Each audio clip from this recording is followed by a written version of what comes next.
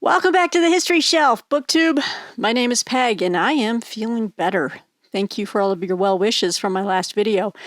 So welcome back to the second episode of New History on the Horizon, my new series wherein I highlight upcoming new historical releases, maybe historical fiction every now and then, that is on the horizon, that is coming your way, or is just really brand new and deserves to be in this roundup as well. So I have a stack of books. I have actually 2 stacks of books, but I'm going to make 2 different videos. Little programming note.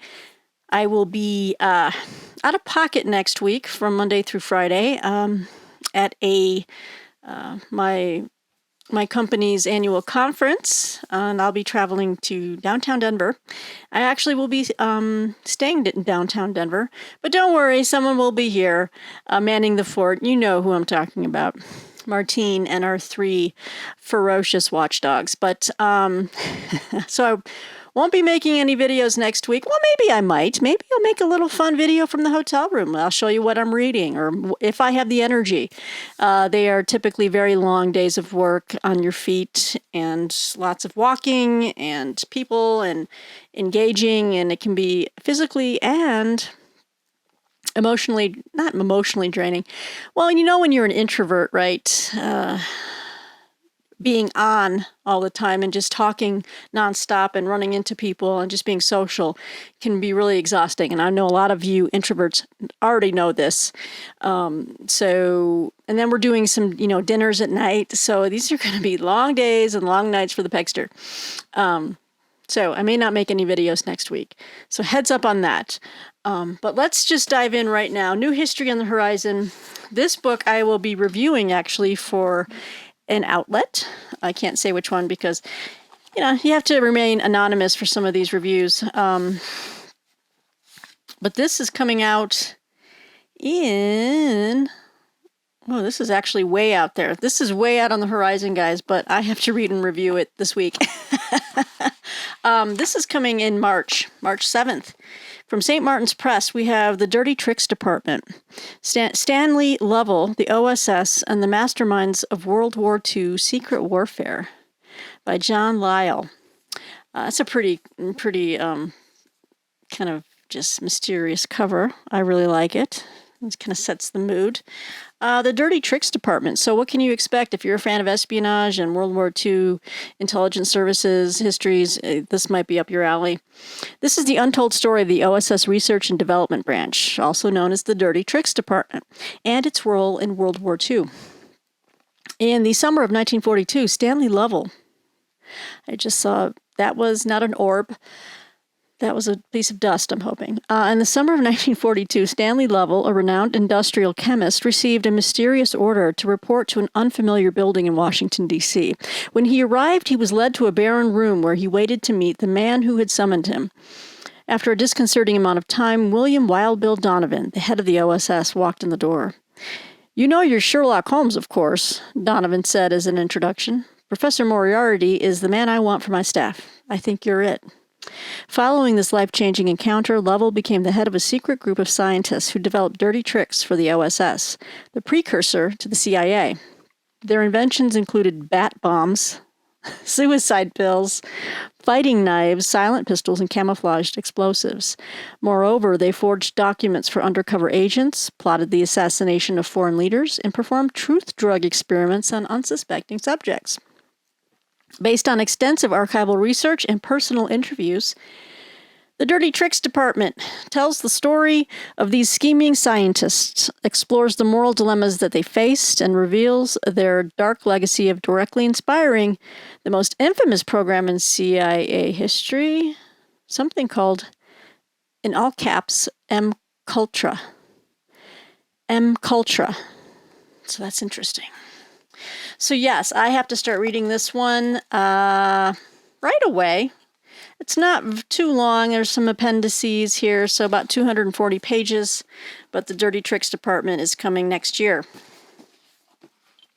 Some of these won't be so far out. The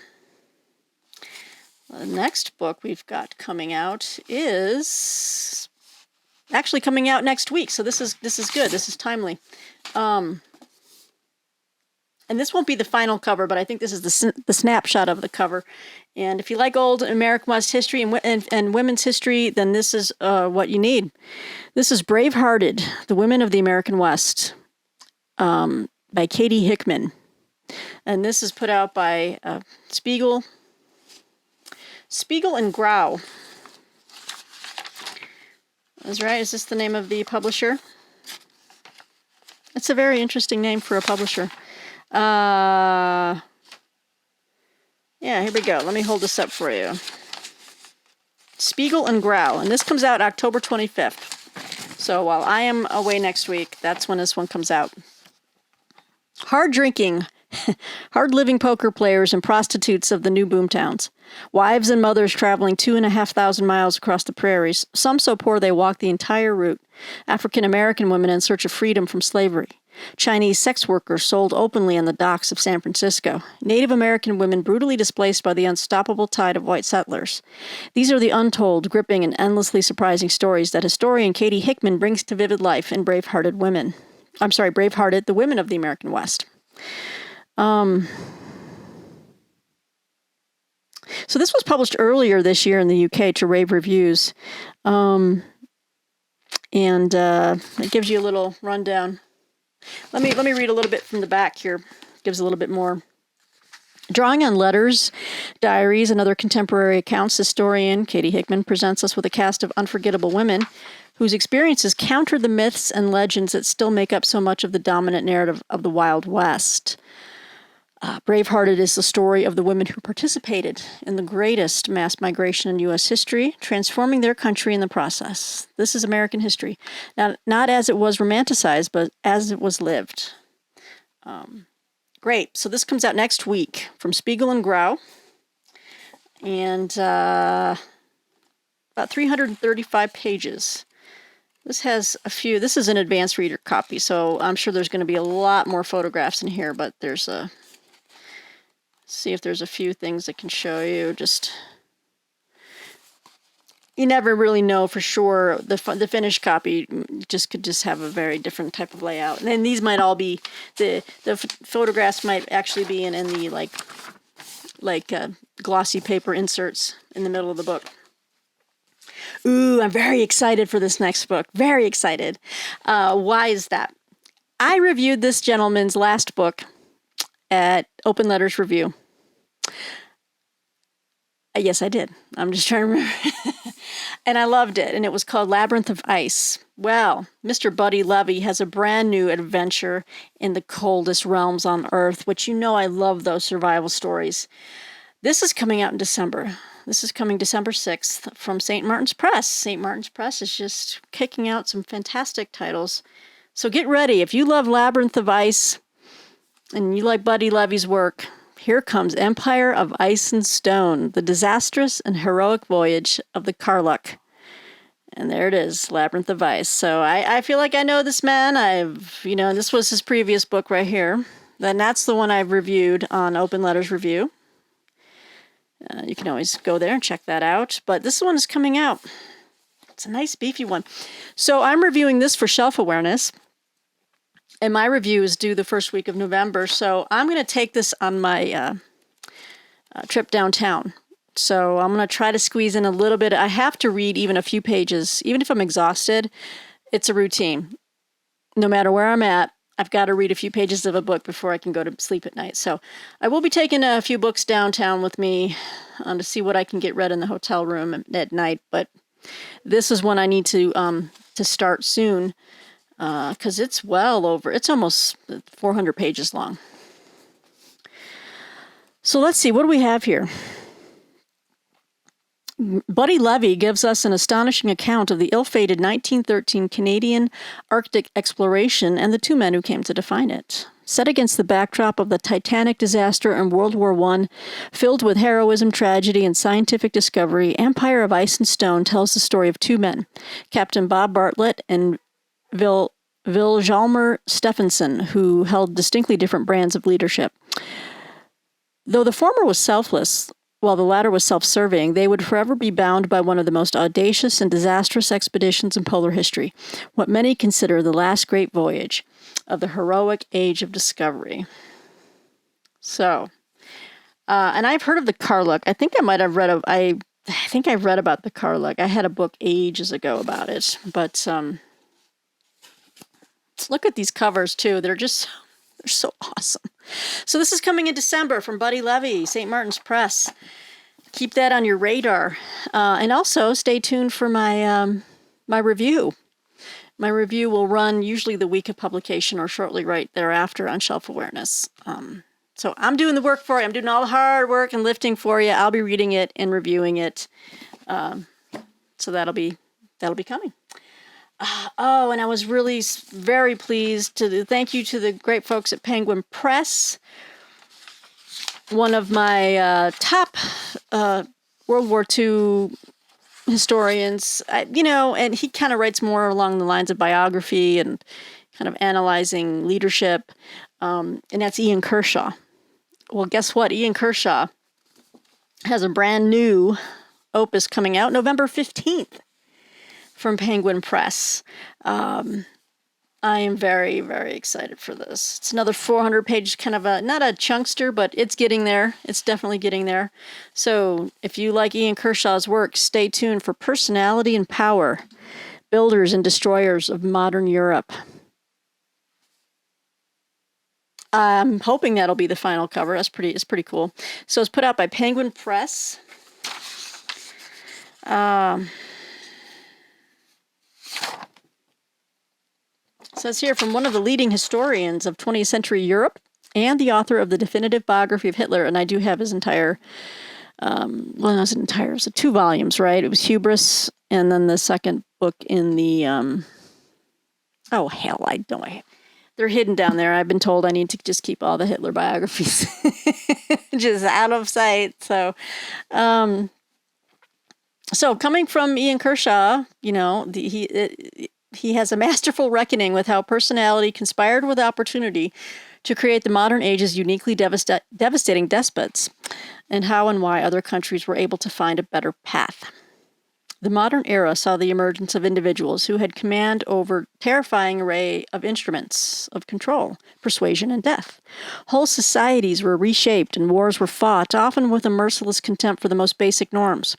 At the summit of these societies were men whose personalities somehow enabled them to do whatever they wished, regardless of the consequences for others. Ian Kershaw's new book is a compelling, lucid, and challenging attempt to understand these rulers, whether those operating on the widest stage, such as Lenin, Stalin, Hitler, Mussolini, or with a more national impact, like Tito and Franco. What was it about these men and the times in which they lived that allowed them such untrammeled and murderous power? And what brought that era to an end? In a contrasting group of profiles, Churchill, de Gaulle, Adenauer, Gorbachev, Thatcher, and Kohl, Kershaw uses his exceptional skills to explore how strikingly different figures wielded power. So this is so up my alley. I'm so excited. We've got some great pictures in the insert. So this is an advanced reader copy. I'm not saying that this is how it's the final cover, but I'm guessing this will be the final cover. Oh, I love it. Ooh. I would like to get a final finished copy when this is done. But this is coming out November 15th from Penguin Press. So keep that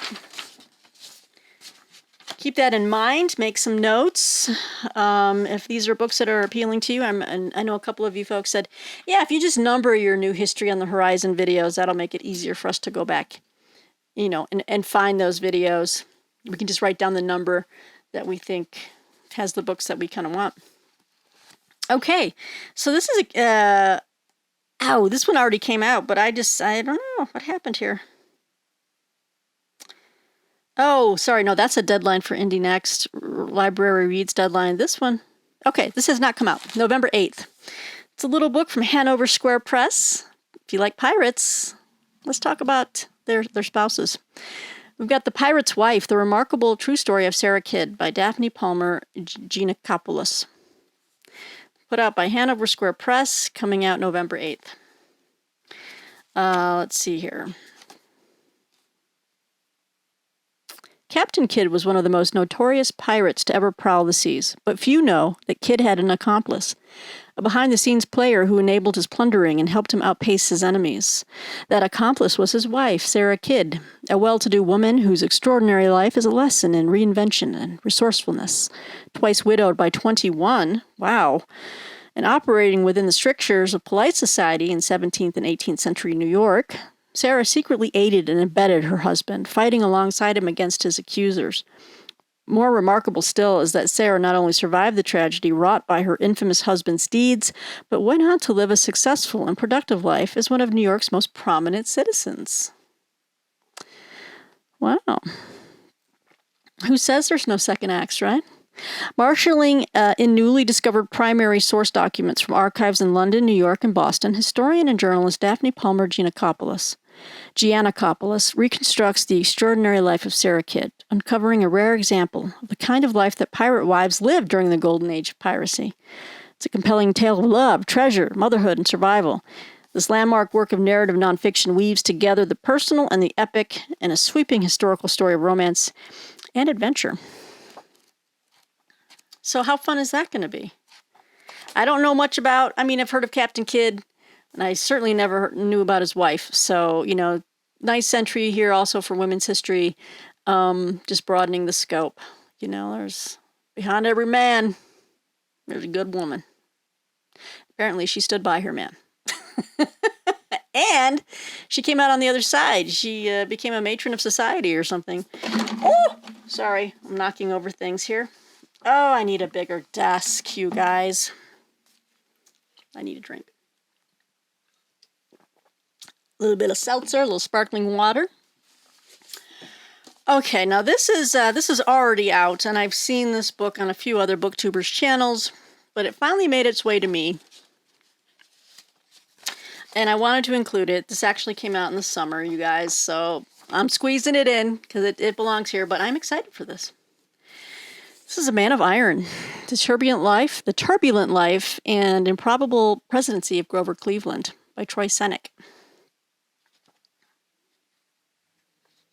Okay, so I love and this is from Threshold Editions. This is the publisher. So this is out now, but let me read you something really cool from the pub sheet. Now, Threshold Editions are a subsidiary of, or an imprint of, Simon & Schuster. Okay. Let's see here. I don't know which one to read because it's saying that it says the prospect of Donald Trump running for president again has renewed interest in the only previous president to successfully return to office after a defeat, Grover Cleveland. This dude right here. Not Wilford Brimley, but he looks like another actor I've seen before. He's like one of the sheriffs, or no, was he a farmer in Fried Green Tomatoes? You know what I mean. You might have seen him. Trump supporters flood social media with Grover Cleveland, hashtag Grover Cleveland to signal their support for a second Trump term. And late in his presidency, Trump himself even proposed that Cleveland be included in a proposed Garden of American Heroes.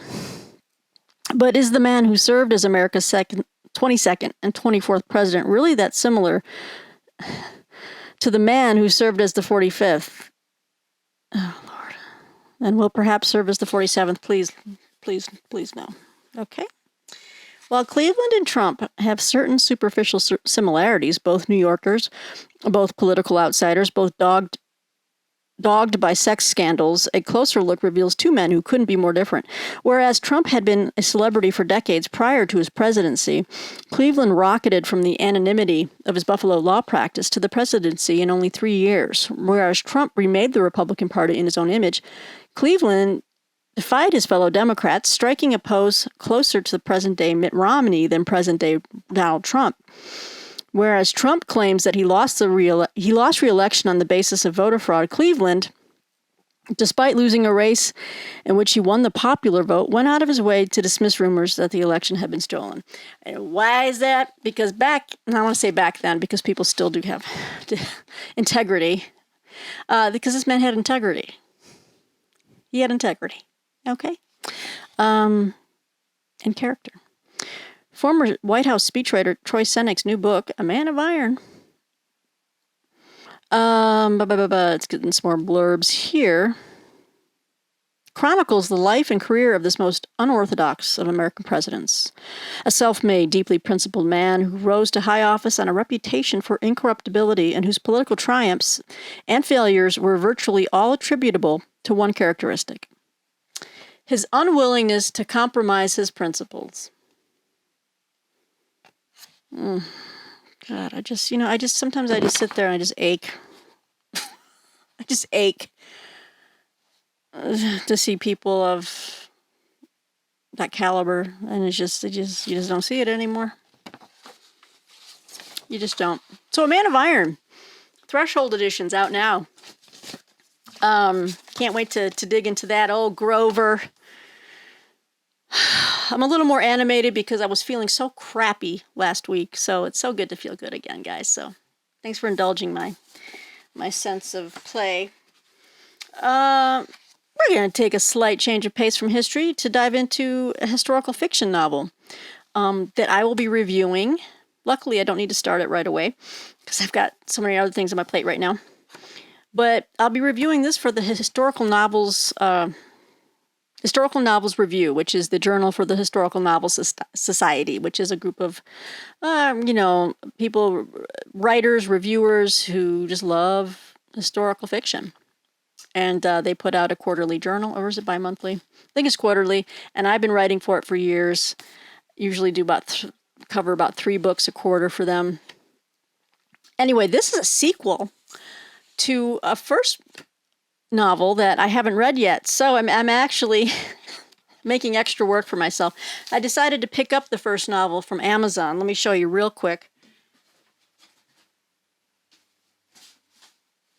This is a writer from, I think he's Irish, and it's like kind of American Western fiction, Old West kind of stuff. But let me just show you real quick. Yeah, he lives in Dublin. This is the book I'll be writing a review. My review is due in December. But this is a novel called The Wintering Place by Kevin McCarthy. And you can see authors of Wolves of Eden, which I picked up. It was $5 on Amazon, brand new. Can you believe this? Beautiful hardcover. It was super cheap. I don't know. It still might be marked down. But anyway, this is a sequel to...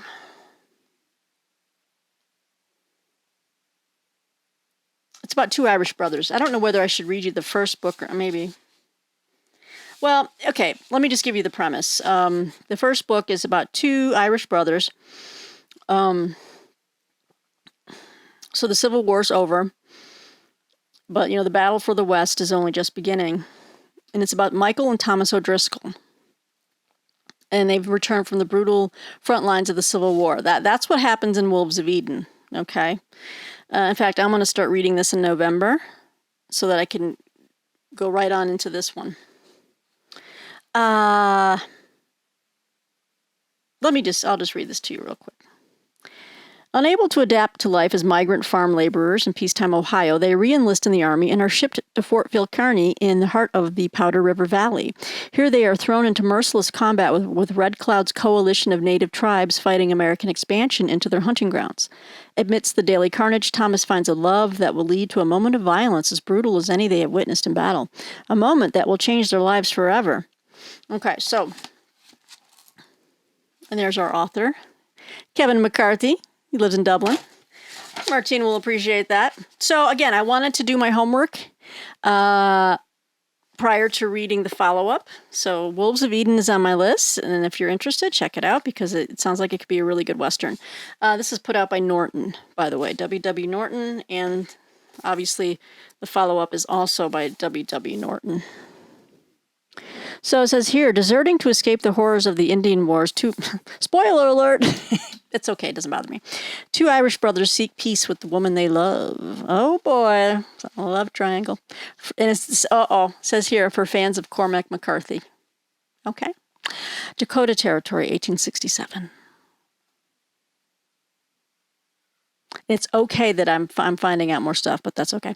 The O'Driscoll brothers have survived a Sioux massacre, but younger brother Michael is gravely wounded. The deserters are fleeing north with Tom's lover, Sarah, when they come upon a sheltering rock by a stream down off the Bozeman Trail.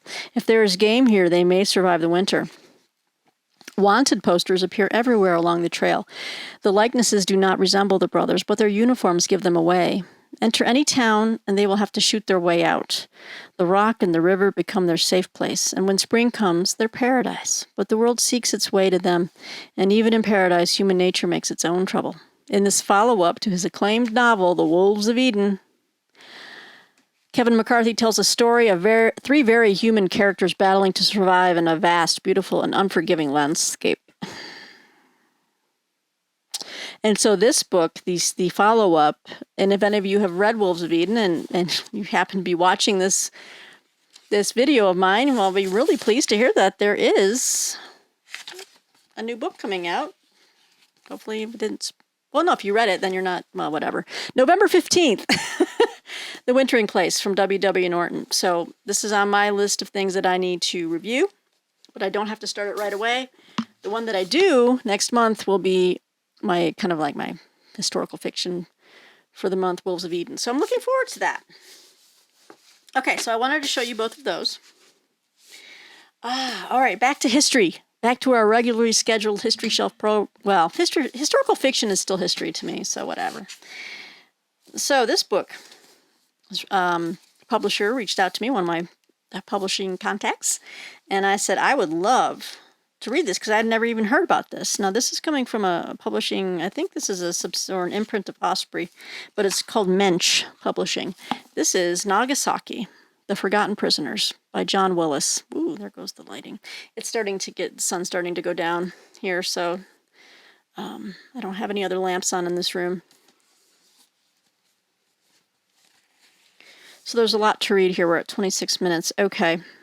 This is one of the most astonishing untold survival stories of the Second World War. At 11:02 a.m. on August 9th, 1945, America dropped the most powerful atomic bomb yet developed on the Japanese port of Nagasaki. The most European city in Japan was flattened to the ground, quote, as if it had been swept aside by a broom, end quote. More than 70,000 Japanese were killed.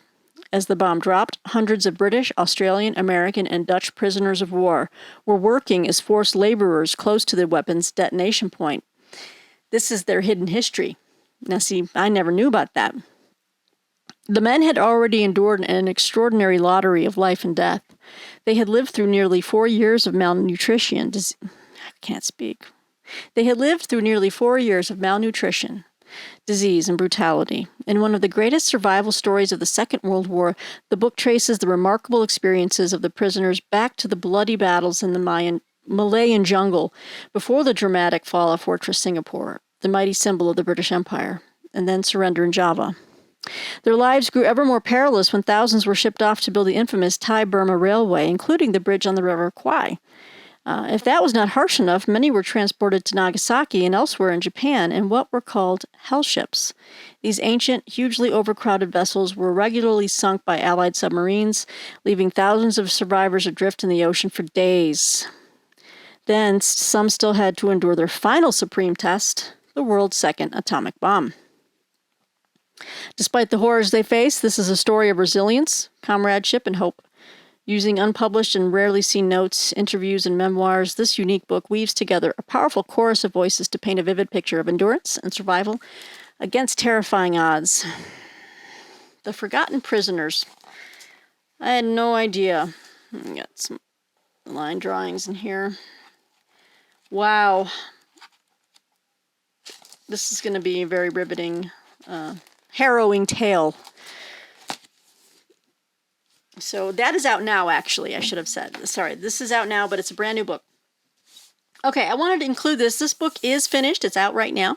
But I wanted to talk about it because my goal is to hopefully this December chart in some time to speak about the book. This is one of the books I'll be reading and reviewing, maybe even doing an author interview. How exciting is that? This is from Green Hill Books.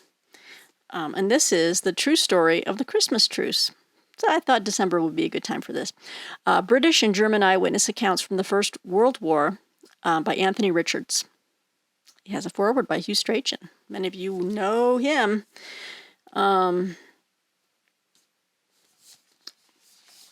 Let's see here. The British troops, on Christmas Eve, 1914, a group of German soldiers laid down their arms, lit lanterns, and started to sing Christmas carols. The British troops in nearby trenches responded by singing songs of their own. The next day, men from both sides met in no man's land. They shook hands, took photos, and exchanged food and souvenirs. Some even played improvised football games, kicking around empty bully beef cans and using helmets for goalposts. Both sides also saw the lull in fighting as a chance to bury the bodies of their comrades. In some parts of the front, the truce lasted a few hours. In others, it continued to the new year. But everywhere, sooner or later, the fighting resumed. Today, the Christmas truce is seen as a poignant symbol of hope in a war that many people regard as unnecessary and futile. But what was the real story of those remarkable few days? In this fascinating new book, historian Anthony Richards has brought together hundreds of first-hand reminiscences from those who were there, including previously unpublished German accounts. That's good. To cast fresh light on this extraordinary episode. Fabulous. So this is going to be fun. I think this will be a very a beautiful thing to read as we near Christmas time. Just to see this moment of peace. I mean, I think we all need that these days. And we can talk about it. So this is on my docket. I'll try to start reading this right around Thanksgiving and get going on that. And we'll see. Maybe we can schedule an interview. If not, I'll review this on the channel. So this is from Green Hill Books. Check it out. Anthony Richards, The True Story of the Christmas Truce. Just take a little sip here. Okay, I'm squeezing in this. Well, you know what? I'll save this for last. Woo! This book is brand new. It's out right now. But I got on top of it right away. Why? Because I'm a glutton for punishment when it comes to diabolical despots. And, I minor in, madmen and despots and dictators. So who could I be talking about? Putin by Philip Short. Brand new from Henry Holtz Publishing. Brand new biography on Putin. And just look at this cover. I mean, it's just red. I think it's saying something. I think they're trying to say, once a KGB. Wait, you can take the man out of the KGB. You can't take the KGB out of the man. That guy is straight up Stalin hack. Okay. Stalinistic hack. So this is the first, and this is out now, but I wanted you guys to be aware of it. It just came out.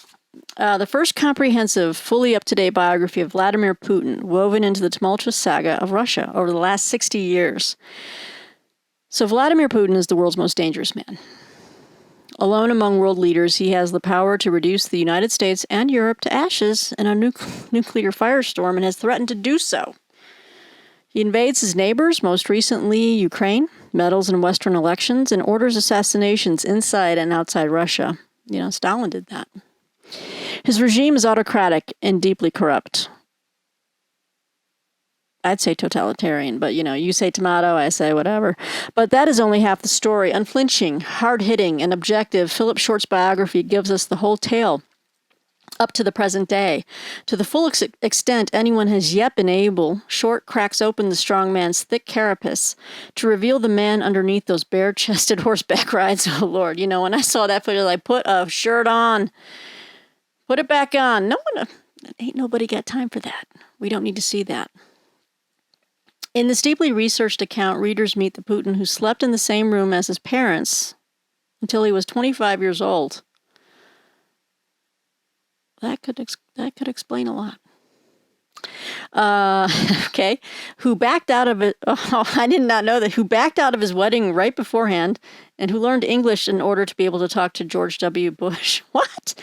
Okay. Vladimir Putin is wreaking havoc in Europe, threatening global peace and stability, and exposing his fellow citizens to devastating economic countermeasures. Yet puzzlingly, many Russians continue to support him. Like a lot of people supported Stalin, right? This book is essential reading for anyone who wants to understand the many facets of the man behind the mask that Putin wears on the world stage. I just kind of want to know by reading this, like psychologically, how we can counter, how to counter him without, no, we can take him out, but I'm not looking at wanting to, start a war. I'm not looking at wanting innocent Russian people to die because of this guy. But, so you want to kind of read these things to try to psychologically get a profile of what's going on. Not that I'm like calling any governmental shots, but, I find it interesting just as a lay reader, a history aficionado. And like I said, I minor in these dictators and despots. So this is something on my reading list. It says here, drawing on almost 200 interviews conducted over 8 years in Russia, the U.S., and Europe, and on source material in more than a dozen languages, Putin will be the last word for years to come. And it very well might be. I don't think anyone... Well, we'll see what happens. Oh. Ugh. Yeah, so, got lots of interesting... Yeah, of course, you got the pictures, but this is a chunkster for sure, and I can't wait to start on this, actually. So, with endnotes and index, it's almost 900 pages, so this is out now, brand new, so I want you guys to check that out. I wanted to include this. This actually, I wasn't sure where to fit this in, but this is a different type of... Oh, it just got really dark in the background, didn't it? Yeah, the sun is setting, and wow, this is different for the history shelf. It just got really... All my books in the back.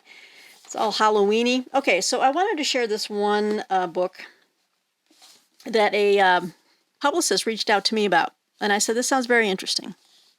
It's put out by a little publishing company called Coyote Publishing.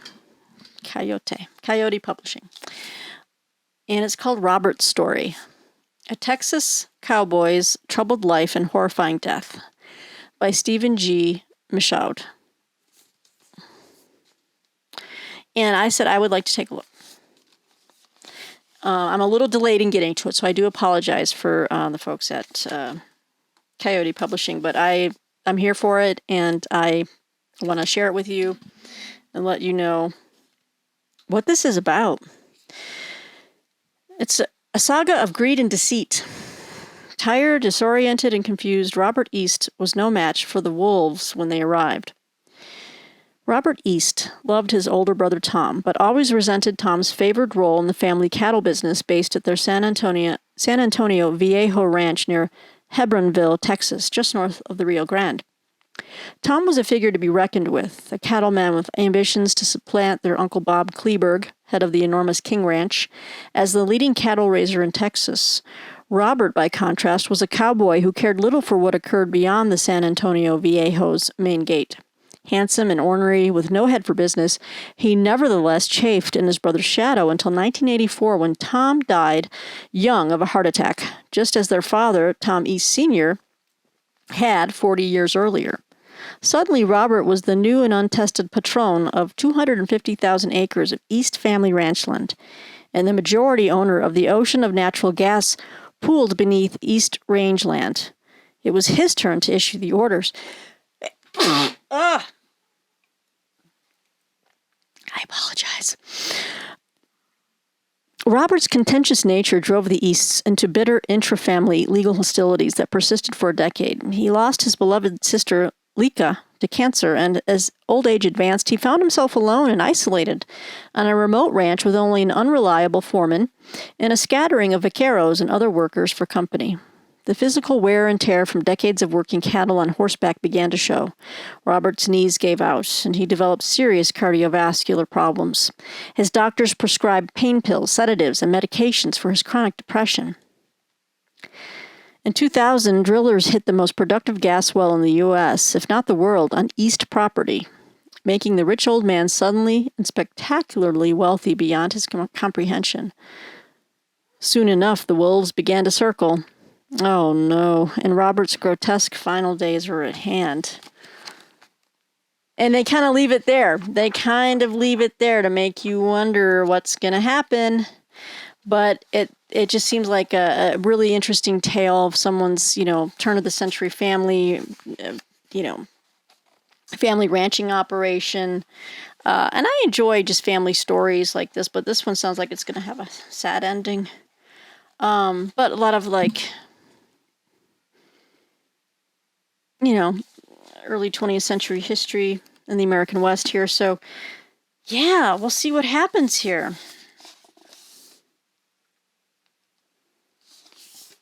I hope I've tickled your interest with this Robert story. Wow. I'm kind of nervous now to read it. But it's put out by Coyote Publishing. So I wanted to put that in there, and that wraps up our second episode as the darkness descends and we move into turning on the Halloween lights outside and all that. Ooh, spooky, how perfect. But let me know what you think of these books that are new history on the horizon or brand new in the comments below. Thanks for following as always.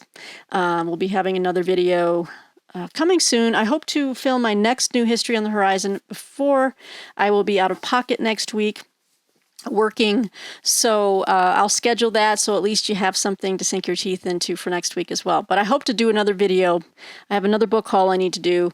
I always have more videos to make. So I'm just trying to keep pedaling, keep, paddling water, keep my head above water here. But let me know what you think, you guys. Thanks for watching. Thanks for subscribing. Thanks for your comments and your likes. I appreciate all of you so very much. I hope you're keeping well out there. So until next time, this is Peg at the History Shelf. Bye.